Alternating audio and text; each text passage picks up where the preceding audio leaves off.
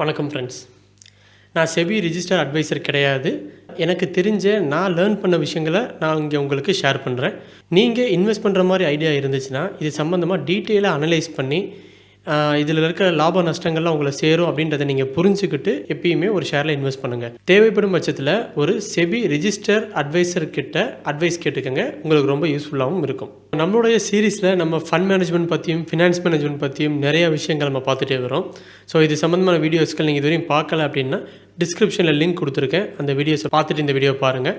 So உங்களுக்கு இன்னும் நிறைய புரிதல்கள் ஏற்படும். ஸோ இன்றைக்கி நம்ம பார்க்க போகிற விஷயம் என்னென்னு கேட்டிங்கன்னா ஷேர் மார்க்கெட்.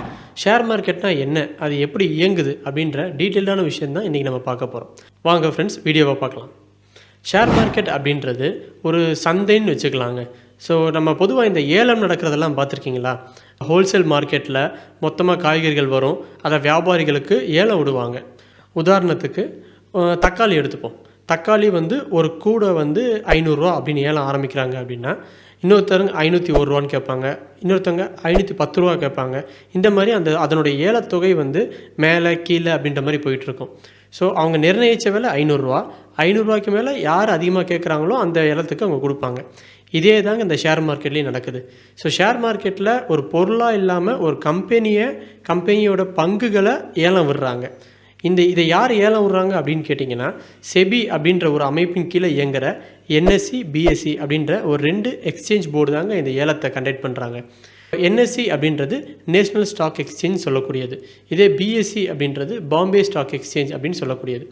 பொதுவாக இது ரெண்டுமே செபின்னு சொல்லக்கூடிய ஒரு ரெகுலேட்டரி அத்தாரிட்டி கீழே தான் இந்த 2 எக்ஸ்சேஞ்சுமே இயங்கிட்டு இருக்கு. அது என்னங்க national stock exchange Bombay stock exchange 2 இருக்குது அப்படின்னு கேட்டிங்கன்னா நேஷ்னல் ஸ்டாக் எக்ஸ்சேஞ்ச் அப்படின்றது இந்தியாவில் இருக்க ஒட்டுமொத்த சந்தைகளில் இருக்க என்னென்ன ஸ்டாக்ஸ் இருக்கோ அது எல்லாமே அதில் இருக்கும்.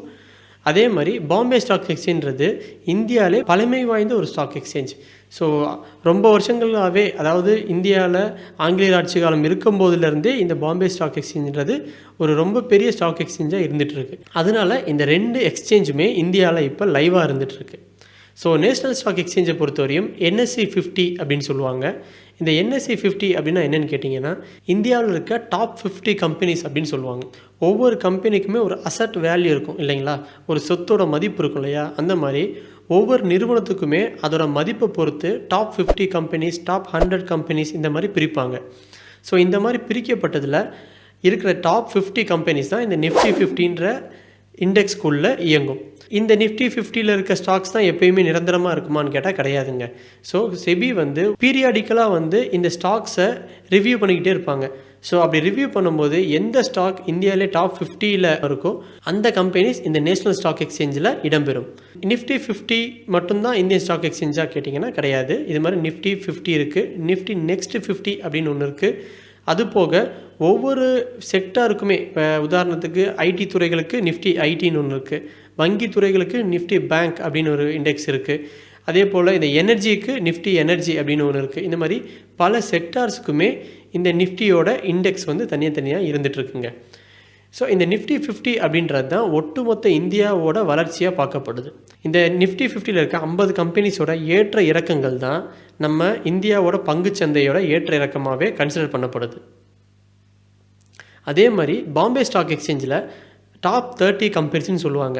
அதாவது முதல் 30 இடத்துல இருக்க அந்த டாப் கம்பெனிஸ் மட்டும்தான் பாம்பே ஸ்டாக் எக்ஸ்சேஞ்சோட அந்த சென்செக்ஸ் அப்படின்ற குறியீட்டு கீழே இயங்குறது. ஸோ இப்போ நான் சொன்னது பங்குச்சந்தையோட பேசிக்கான இன்ஃபர்மேஷன்ஸ். ஸோ இப்போ நம்ம இந்த பங்குச்சந்தை எப்படி இயங்குது அப்படின்றத பார்க்கலாம். ஸோ ஒரு பங்குச்சந்தையில் ஒரு பங்கு வரணும் அப்படின்னா அது இந்த செக்யூரிட்டி போர்ட் ஆஃப் எக்ஸ்சேஞ்ச் அப்படின்ற அமைப்பு மூலிமா பர்மிஷன் கிடைச்சா மட்டும்தான் அந்த கம்பெனி அவங்க ஷேர்ஸை பப்ளிக் இஷ்யூவாக வெளியிட முடியும். ஸோ இது பப்ளிக் இஷ்யூவாக வெளியே வந்தால் தான் நம்மளை மாதிரியான மக்கள்னால அதை வாங்க முடியும், விற்கவும் முடியும். ஒரு கம்பெனி அவங்களோட மூலதனத்தை பெருக்கிறதுக்கு 3 வழிகளை பயன்படுத்துவாங்க. ஒன்று, வங்கிகள்கிட்ட கடன் வாங்குறது. 2வது, ஒரு பாண்டு மாதிரி இஷ்யூ பண்ணி நான் குறிப்பிட்ட நாளுக்குள்ளே இந்த அமௌண்ட்டை இந்த இன்ட்ரெஸ்ட் ரேட்டில் நான் திருப்பி கொடுத்துருவேன் அப்படின்ற மாதிரி ஒரு பாண்டு இஷ்யூ பண்ணுறது. 3வது, அவங்க ஷேரையே பப்ளிக் இஷ்யூ பண்ணுறது. ஒருவேளை அந்த கம்பெனி லாபத்தில் இயங்குது, நல்ல லாபம் கொடுக்குது அப்படின்னா அந்த பங்கை யாரெல்லாம் வச்சுருக்காங்களோ அவங்களுக்கெல்லாம் லாபம் கிடைக்கும். ஒருவேளை அந்த கம்பெனியில் லாபம் இல்லாமல் கொஞ்சம் நஷ்டம் வருதுன்னா அந்த பங்கை வச்சுருக்கவங்களுக்கும் நஷ்டம் வரும். அது அவங்க வச்சுருக்க பங்கோட அளவை பொறுத்தது. ஒரு கம்பெனிக்கு ₹1,00,00,000 மூலதனம் தேவைப்படுதுன்னா ₹10 மதிப்புள்ள பங்குகள் அப்படின்ற மாதிரி அவங்க 10,00,000 ஷேர்ஸை இஷ்யூ பண்ணுவாங்க. இந்த 10,00,000 ஷேர்ஸுமே நீங்கள் நான் அப்படின்ற மாதிரியான மக்கள் யார் வேணாலும் அப்ளை பண்ணி வாங்க முடியும். இப்படி மக்கள் அப்ளை பண்ணி வாங்கும்போது அந்த கம்பெனிக்கு தேவையான மூலதனம் இது மூலிமா திரட்டப்படும். ஒருவேளை அந்த கம்பெனி ப்ராஃபிட்டாக இயங்கிட்டு இருக்கு அப்படின்னா அந்த ஷேர்ஸை யாரெல்லாம் வாங்கினாங்களோ அவங்களுக்கும் ப்ராஃபிட் கிடைக்கும். கம்பெனி லாஸில் போயிட்டுருக்கு அப்படின்னா அந்த பங்குகளை வாங்கினவங்களுக்கும் அந்த லாஸ் போகும். பொதுவாக பங்குகளுக்கு 2 வேல்யூஸ் இருக்குது. ஒன்று ஃபேஸ் வேல்யூ, இன்னொன்று ரியல் வேல்யூ. இந்த ஃபேஸ் வேல்யூ அப்படின்னு சொல்லக்கூடியது எப்போ ஃபஸ்ட்டு டைம் அந்த கம்பெனி அந்த பங்குகளை மக்கள்கிட்ட கொண்டு போகும்போது பப்ளிக் இஷ்யூவாக இஷ்யூ பண்ணாங்களோ அப்போது ஒரு பங்குக்கு ₹10 அப்படின்ற மாதிரியோ இல்லை ₹5 ₹1 அப்படின்ற மாதிரி அந்த கம்பெனி ஒரு விலையை நிர்ணயிச்சிருப்பாங்க. ஒரு பங்கோட மதிப்பு ₹10 அப்படின்ற மாதிரி. அதுதான் அந்த ஷேருக்கு கொடுக்குற விலை. ஆனால் அந்த கம்பெனியோட ப்ராஃபிட்டபிலிட்டி பொறுத்தும் கம்பெனியோட வளர்ச்சி பொறுத்தும் மார்க்கெட்டில் மக்கள் மத்தியில் அந்த ₹10 மதிப்புள்ள பங்கை ₹50 கொடுத்து வாங்க ஆள் இருப்பாங்க, ₹100 கொடுத்து வாங்குறதுக்கும் ஆட்கள் ரெடியாக இருப்பாங்க. இப்படி மேக்ஸிமம் எந்த விலையை கொடுத்து வாங்குறதுக்கு மக்கள் ரெடியாக இருக்காங்களோ அந்த வேல்யூ தான் அந்த பங்கோட ரியல் வேல்யூன்னு சொல்லக்கூடியது.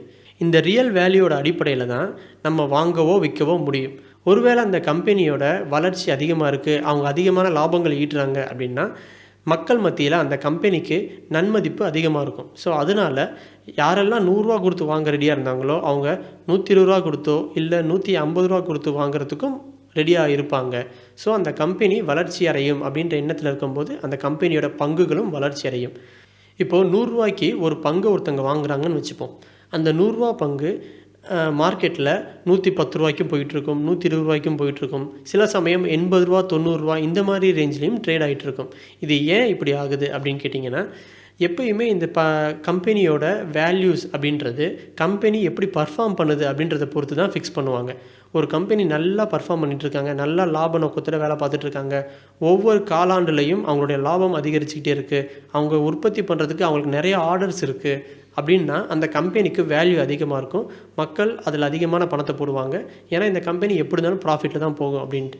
ஒரு சில கம்பெனிகளுக்கு ப்ராஜெக்ட் இருக்காது, அவங்களால கம்பெனி ரன் பண்ண முடியாது, அந்த கம்பெனி கண்டிப்பாக வளர்ச்சி பாதையில் இருக்காது. ஸோ மக்கள் அந்த கம்பெனிலேருந்து பணத்தை வெளியே எடுத்துக்கிட்டே இருப்பாங்க. இப்படி பணத்தை வெளியே எடுத்துகிட்டே இருக்கும்போது அந்த கம்பெனியோட ஷேரோட வேல்யூவும் கொஞ்சம் கொஞ்சமாக இறங்கிட்டே இருக்கும்.